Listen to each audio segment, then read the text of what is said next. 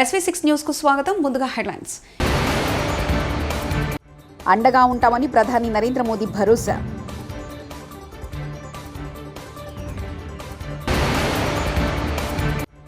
రైతు రుణమాఫీ రెండో విడత నిధులు విడుదల సీఎం రేవంత్ రెడ్డి.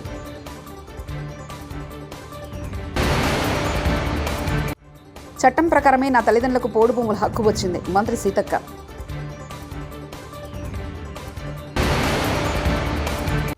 రాబోయే 100 రోజుల్లో 1.25 లక్షల ఇళ్ల నిర్మాణం పూర్తి చేస్తాం మంత్రి పార్థ సరదే. మరో ఎక్స్ప్రెస్ రైలు పట్టాలు తప్పింది. జార్ఖండ్లోని సౌత్ ఈస్ట్ రైల్వే పరిధిలోని చక్రధర్పూర్ డివిజన్లో బడాబాంబు సమీపంలో మంగళవారం తెల్లవారుజామున ముంబై హౌరా ఎక్స్ప్రెస్ రైలు పట్టాలు తప్పింది. మొత్తం 12 బోగిల్లో 10 పట్టాలు తప్పాయి. ఈ ప్రమాదంలో 2 మరణించగా 20 మందికి పైగా గాయపడ్డారు. వైద్య చికిత్స కోసం వారిని బడాబాంబ్ ఆసుపత్రికి తరలించారని రైల్వే శాఖ వెల్లడించింది.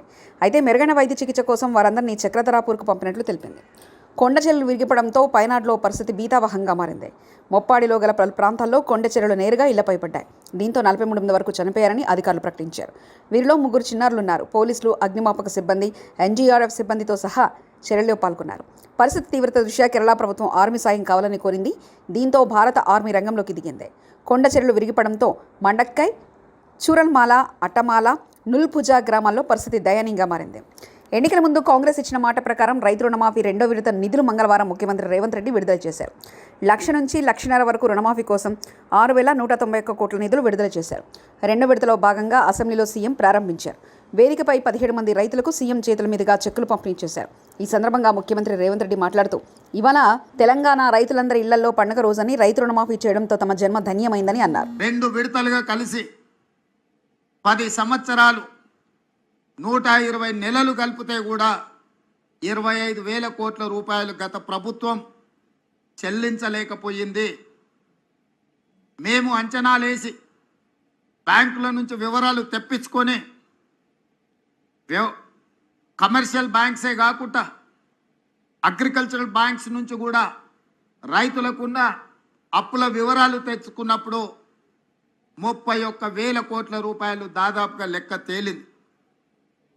మంత్రివర్గ సమావేశంలో 31,000 కోట్ల రూపాయల రుణమాఫీ చేసి తీర్థమన్నప్పుడు అప్పుల్లో కూరుకుపోయిన తెలంగాణ రాష్ట్రం, ఆర్థిక సంక్షోభాన్ని ఎదుర్కొంటున్న తెలంగాణ రాష్ట్రం ఏ విధంగా ఈ రైతులకు రుణమాఫీ చేస్తారని చెప్పి చాలామంది మాట్లాడడం జరిగింది. కొంతమంది శాపనార్థాలు పెట్టడం జరిగింది. వాళ్ళు చేసిన అప్పులు వాళ్ళకి తెలుసు కాబట్టి వాళ్ళు ఒక నమ్మకంగా ఉన్నారు, ఎట్టి పరిస్థితుల్లో వీళ్ళు చెల్లించరు, ఆగస్టు నెలలో ఏదైతే మాట ఇచ్చిండో మాట తప్పుతాడు అని.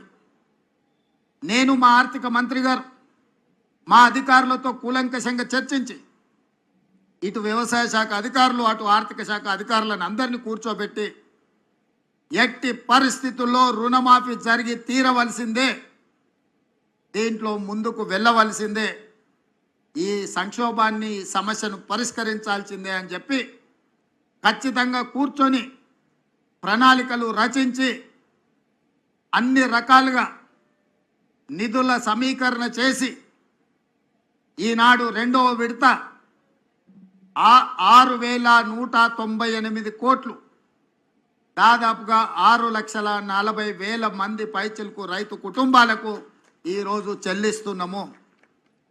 మొదటి విడతలో 6,098 కోట్లు, దాదాపుగా 11.5 లక్షల రైతు కుటుంబాలకు లాభం జరిగితే ఈరోజు దాదాపుగా 6,198 కోట్లు, 6.5 లక్షల రైతు కుటుంబాలకు మేలు జరుగుతుంది రెండో విడతల అని చెప్పి నేను గర్వంగా ఈ వేదిక మీద నుంచి తెలంగాణ రైతాంగానికి విజ్ఞప్తి చేస్తున్నా. ఇది మా చిత్తశుద్ధి, ఇది మా పరిపాలన దక్షత. కాంగ్రెస్ పార్టీ గురించి ఒక మాటలో చెప్పాలి అని అంటే, పండిత్ జవహర్లాల్ నెహ్రూ గారి నుంచి మొదలు పెడితే లాల్ బహదూర్ శాస్త్రి వరకు దేశ భద్రత, ఆహార భద్రతకు అత్యంత ప్రాధాన్యత ఇచ్చినాం. అందుకే ఆనాడు జై జవాన్ జై కిసాన్ అనే నినాదంతో కాంగ్రెస్ పార్టీ ప్రజల దగ్గరికి వెళ్ళింది. జవహర్లాల్ నెహ్రూ గారు హరిత విప్లవాన్ని తీసుకొస్తే లాల్ బహదూర్ శాస్త్రి గారు ఆహార భద్రతకు సంబంధించిన నిర్ణయాలు తీసుకున్నారు. ఆనాడు బాక్రానంగల్ డ్యాం నుంచి మొదలు పెడితే ఈనాడు నల్గొండ జిల్లాలో ఉన్న నాగార్జున సాగర్ వరకు ఆనాడు పండిత్ జవహర్లాల్ నెహ్రూ గారు ప్రధానమంత్రిగా తొలినాళ్లలోనే వ్యవసాయ రైతుల యొక్క కష్టాలను గుర్తించి బీడులుగా మారి ఎడారులుగా ఉన్న ఈ దేశాన్ని పచ్చని పైర్లతో తీర్చిదిద్దాలి అని చెప్పి సాగునీటి ప్రాజెక్టులను నిర్మించి రైతులను ఆదుకోవడం జరిగింది. రైతు ఒక ఎకరం పొలం దున్నడానికి 6,000 నుంచి 8,000 వరకు ఖర్చు వస్తే నాటు పెట్టడానికి 5,000, ఎరువులకు 3,000 ఖర్చు అవుతుంది. బీఆర్ఎస్ ప్రభుత్వం ఎకరాకు 5,000 ఇచ్చి ఏదో రైతును ఉద్ధరించినట్లు, రైతును రాజు చేసినట్లు చెప్పుకుంటున్నారంటూ కాంగ్రెస్ ఎమ్మెల్యే వేముల వీరేశం వ్యాఖ్యానించారు. 5,000 రూపాయల ఖర్చు వస్తుంది అధ్యక్ష. ఎరువులకు వచ్చేసి దాదాపు 3,000 చిల్లర ఖర్చు వస్తుంది అధ్యక్ష. దీన్నన్నిటిని కూడా వాళ్ళు 5,000 ఇచ్చి రైతుకి ఏదో అద్భుతాలు చేస్తున్నట్టు, రైతుని ఏదో రాజు చేస్తున్నట్టు ఒట్టి గబ్బా కొట్టుకురు తప్ప రైతుకు జరిగింది, రైతుకు వనగూరింది, రైతుకు మేలు జరిగింది మాత్రం శూన్యం, శుద్ధ తప్పు అనేటువంటి ఒక విషయాన్ని ఈ సందర్భంగా మీ ద్వారా ప్రభుత్వం దృష్టికి, గౌరవ వ్యవసాయ శాఖ మంత్రి దృష్టికి తీసుకొస్తున్నటువంటి అధ్యక్ష. అసలైన రైతులకు రైతు భరోసా వేయాలని ఈ సంవత్సరం లేటుగా వేశాం. కొద్ది రోజుల్లోనే రైతు భరోసాపై విధి విధానాలు ఖరారు చేస్తామంటే మంత్రి తుమ్మల నాగేశ్వరరావు తెలిపారు. గతంలో జరిగినటువంటి పద్ధతులకు భిన్నంగా నిజమైనటువంటి రైతుకి ఆ డబ్బు అందాలి అని చెప్పి ఆకాంక్షతోటి కొంత సమయం తీసుకున్నాం. తప్పకుండా ఈ సంవత్సరం కొద్ది కాలంలోనే దాని యొక్క విధి విధానాల్ని ఏర్పాటు చేస్తామని చెప్పి కూడా మీకు ఈ సందర్భంగా మనం చేస్తున్నాం. చట్టం ప్రకారమే తన తల్లిదండ్రులకు పోడు భూముల హక్కు వచ్చిందని మంత్రి సీతక్క తెలిపారు. దాన్ని ఏదో దానం చేసినట్లు గత ప్రభుత్వ పాలకులు చెప్తున్నారని మండిపడ్డారు. శాసనసభలో బడ్జెట్ సమావేశాల సందర్భంగా ఆమె మాట్లాడారు. సీతక్క తల్లిదండ్రుల పోడు భూములపై సభలో భారస ఎమ్మెల్యే ప్రశ్నించగా ఆమె ఈ మేరకు స్పందించారు. నేను అప్పటిదాకా కాంగ్రెస్లోనే ఉన్నాడు అంటే కాంగ్రెస్ ప్రభుత్వం యొక్క కార్యక్రమాలు నచ్చాయి కదా అధ్యక్ష. ఈరోజు ఈ రాజ్యాంగం ద్వారా ఎస్టీ స్టేటస్ ఇచ్చిందే ఎస్సీ ఎస్టీలకు కాంగ్రెస్ ప్రభుత్వం అధ్యక్ష. అదేవిధంగా సోదరికి కూడా రిజర్వేషన్ రావడానికి ఆ రోజు 1976లో ఇందిరమ్మ గారు మరి తీసుకొచ్చినటువంటి రిజర్వేషన్ తోటే ఈరోజు సోదరుడు ఈరోజు ఎమ్మెల్యేగా ఇక్కడ రావడం జరిగింది.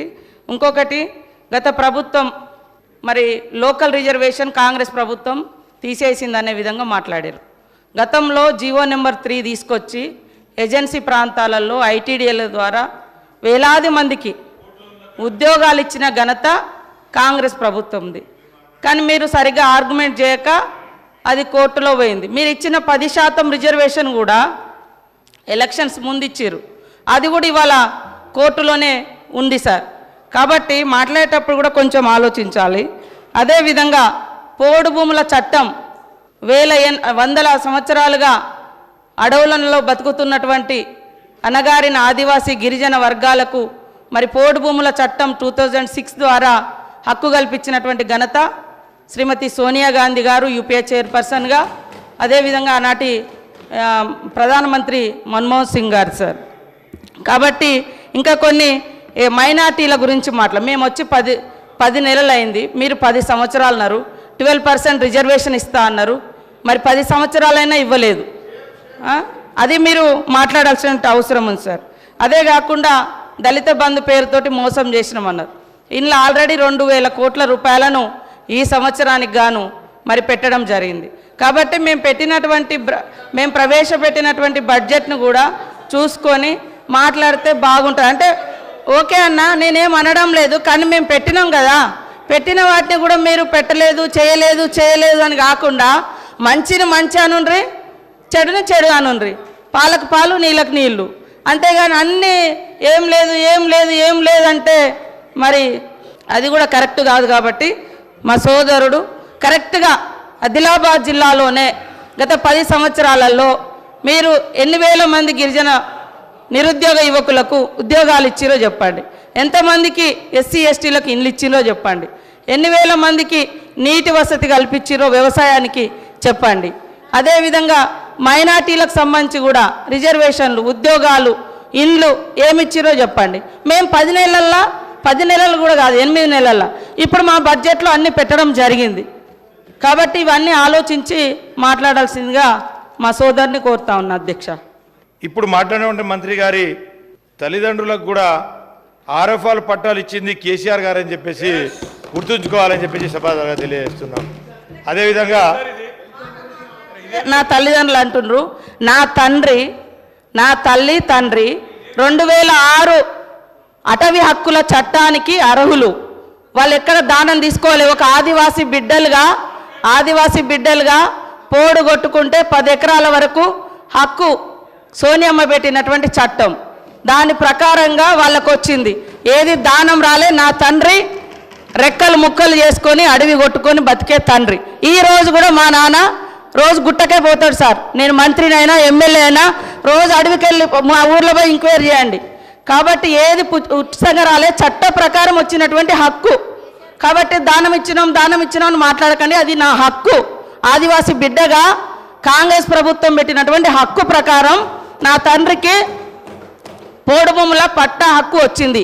అది కూడా మీ ప్రభుత్వం వచ్చిన తర్వాత 10 ఏళ్ల తర్వాత ఎన్నికల ముందు మీరు తీసుకున్నారు.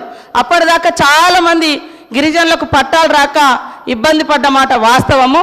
కాబట్టి ఈరోజు కూడా మరి కాంగ్రెస్ ప్రభుత్వంలో మీరు రైతు బంధు తీసుకునేటోళ్ళు ఎమ్మెల్యేలు మంత్రులు ఉన్నారు. అదేవిధంగా ఇంకా రకరకాల స్కీమ్స్ తీసుకుంటూ ఉన్నారు. అంటే ఒక ఆదివాసిని అయినందుకేనా సార్ పదే పదే ఈ ఎమ్మెల్యే తల్లిదండ్రులకు ఇచ్చినాము, ఎమ్మెల్యే తల్లిదండ్రులకు ఇచ్చినామని చెప్తారు. అది నా హక్కు. నేను ఎమ్మెల్యే కాకముందు నుంచి కూడా నా తండ్రి నా తల్లి అడవిని ఆధారంగా చేసుకు రాబోయే 100 రోజుల్లో 1.25 లక్షల ఇళ్ల నిర్మాణం పూర్తి చేశాం. ఏడాది కాలంలో 8.25 లక్షల ఇళ్ల నిర్మాణం చేపట్టనున్నాం. గత ప్రభుత్వం ఎన్టీఆర్ ఇళ్ల లబ్ధిదారులను పక్కన పెట్టింది. ఇల్లు పూర్తయిన పేషెంట్లు చేయని వారికి చెల్లింపులు చేయాలి. ఇప్పటికే ప్రారంభించిన ఇళ్లను పూర్తి చేస్తాం. మంత్రి ప్రార్థసారథి. నేను అంతేకాకుండా గత ప్రభుత్వం ఉద్దేశపూర్వకంగా ఎన్టీఆర్ హౌసింగ్ ద్వారా లబ్ధి పొందిన లబ్ధిదారులకి డబ్బులు పేమెంట్ ఇవ్వకోకుండా ఎగ్గొట్టిన విషయం అందరికి తెలిసిందే. 5 సంవత్సరాల నుంచి కూడా ఆ పేదవాళ్ళందరూ కూడా తీవ్ర ఇబ్బందులు పడతా ఉన్న విషయం అందరికి తెలిసిందే. ఏ ప్రభుత్వం అయినా సరే గత ప్రభుత్వం చేసిన మంచి కార్యక్రమాలని కొనసాగించాల్సిన నైతిక బాధ్యత ఉన్నప్పటికీ కూడా కేవలం కక్షపూరితంగా తెలుగుదేశం ప్రభుత్వం శాంక్షన్ చేసిన ఇల్లు కాబట్టి వాళ్ళకు ఇవ్వకూడదనే ఏకైక ఉద్దేశంతో ఇల్లు పూర్తి చేసిన వాళ్ళకు కూడా డబ్బులు ఇవ్వకోకుండా నిర్లక్ష్యం చేసిన విషయం మనందరికి తెలిసిందే. మరి ఈ రోజు ముఖ్యమంత్రి గారు వారందరికీ కూడా పేమెంట్ ఇవ్వమని చెప్పేసి ఆదేశాలు ఇవ్వడం జరిగిందని చెప్పేసి కూడా తెలియజేస్తా ఉన్నాను. అదేవిధంగా ఇప్పుడు ఏదైతే హౌసింగ్ ప్రోగ్రామ్ జరుగుతుందో వాటి మీద ఎంక్వైరీ వేసి ఎక్కడైనా సరే అనర్హులైన లబ్ధిదారులు ఉన్నారా, తర్వాత మోడర్న్ టెక్నాలజీస్ వినియోగించుకుని నిర్మాణంలో ఏమన్నా లోపాలు ఉన్నాయా, పేదవాడికి నష్టం జరగకోకుండా అన్ని విషయాలను కూడా పరిశీలించమని చెప్పేసి కూడా ఆదేశించడం జరిగిందని చెప్పేసి నేను మనవి చేస్తా ఉన్నాను. ఎగువ ప్రాంతాల్లో కురుస్తున్న భారీ వర్షాలతో శ్రీశైలం జలాశయానికి వరద నీరు పోటెత్తింది. సోమవారం 3 గేట్లను 10 మీటర్ల మేర ఎత్తి నీటిని దిగువకు విడుదల చేసిన అధికారులు తాజాగా మరో 2 గేట్లను ఎత్తారు. దీంతో మొత్తం 5 గేట్ల ద్వారా నీరు దిగువన ఉన్న నాగార్జున సాగర్ వైపు ప్రవహిస్తుంది. మరోవైపు ఈ సుందర దృశ్యాన్ని వీక్షించేందుకు పెద్ద సంఖ్యలో సందర్శకులు వస్తున్నారు.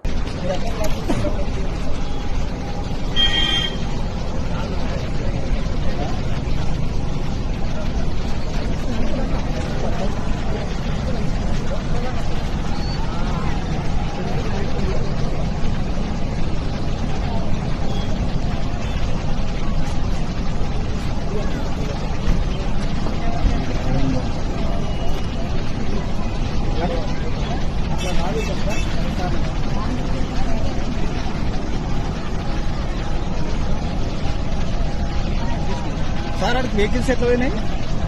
ఏ వెహికల్స్ ఈ రోడ్ ఇట్లానా కింద రోడ్ అలా వెళ్ళిపోతారు అక్కడ. ఉప ముఖ్యమంత్రి పవన్ కళ్యాణ్ గారితో యుఎస్ కాన్సల్ జనరల్ భేటీ.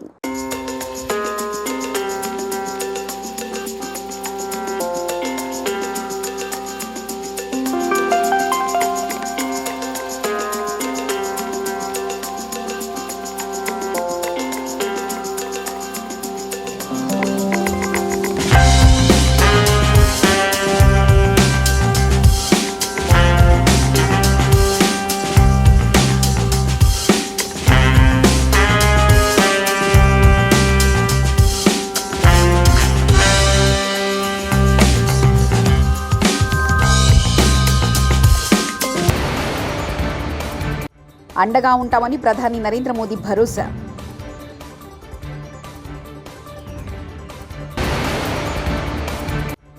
రైతు రుణమాఫీ 2వ విడత నిధులు విడుదల సీఎం రేవంత్ రెడ్డి.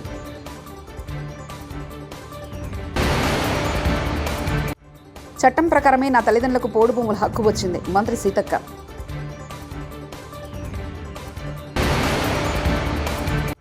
రాబోయే 100 రోజుల్లో 1.25 లక్షల ఇళ్ల నిర్మాణం పూర్తి చేస్తాం. మంత్రి పార్థ సరదే. ఇవి బులెటిన్ విశేషాలు. చూస్తూనే ఉండండి SV6 న్యూస్.